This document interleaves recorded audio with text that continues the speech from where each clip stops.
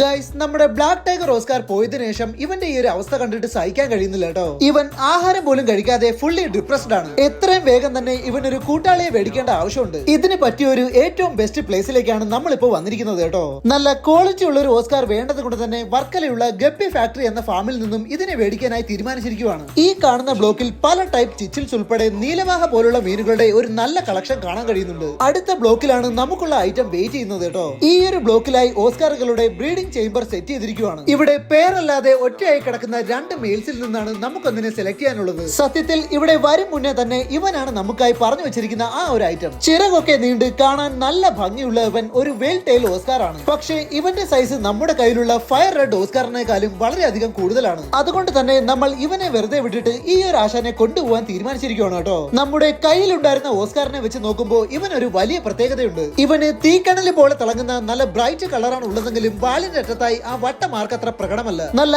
Active ആയിട്ടുള്ള ആശാനെ നമുക്ക് എന്തായാലും നല്ല രീതിക്ക് ഇഷ്ടപ്പെട്ടിട്ടുണ്ട്. നല്ല വലിയ ഒരു പാക്കിങ്ങിൽ ഓക്സിജൻ ഒക്കെ നിറച്ച് നമ്മൾ ഈ ആശാനെ വീട്ടിലേക്ക് കൊണ്ടുപോകാൻ പോവുകയാണ് കേട്ടോ. അത്യാവശ്യം നല്ല ക്വാണ്ടിറ്റിയിൽ വെള്ളം നിറച്ച കവർ ആയതുകൊണ്ട് തന്നെ വീട് വരെ ഇത് ബൈക്കിൽ പിടിച്ചോണ്ടിരുന്ന് കൈ ഒരു പടുതിയായിട്ടുണ്ട്. ഓസ്കാറുമായി വന്ന നമ്മളെ ഒരു ഷേക്കൻഡ് തന്നിട്ടാണ് രുക്കു ബേബി വീടിനകത്തേക്ക് സ്വീകരിച്ചിരിക്കുന്നത്. കൊണ്ടുചെന്ന് കുറച്ചു നേരത്തേക്ക് നമ്മൾ ഓസ്കാറിനെ കവറോട് കൂടി തന്നെ ടാങ്കിൽ ഇട്ടിരിക്കുകയാണ്. ഇവനെ കവറിൽ നിന്നും ഇറക്കി വിടുന്ന കാര്യം ആലോചിക്കുമ്പോൾ സത്യത്തിൽ ടെൻഷനാണ് കേട്ടോ. കുറച്ചു നേരത്തിന് ശേഷം രണ്ടും കൽപ്പിച്ചവനെ കവറിൽ നിന്നും ഇറക്കി വിട്ടിട്ടുണ്ട്. ഇടയ്ക്കിടയ്ക്ക് തമ്മിൽ ഇവർ രൂക്ഷമായി നോക്കുന്നുണ്ടെങ്കിലും ഇതുവരെ പ്രശ്നങ്ങളൊന്നും കാണാനില്ല. എന്തായാലും നമ്മുടെ പുതിയ ഓസ്കാർ ആള് സെറ്റ് ആണ് കേട്ടോ.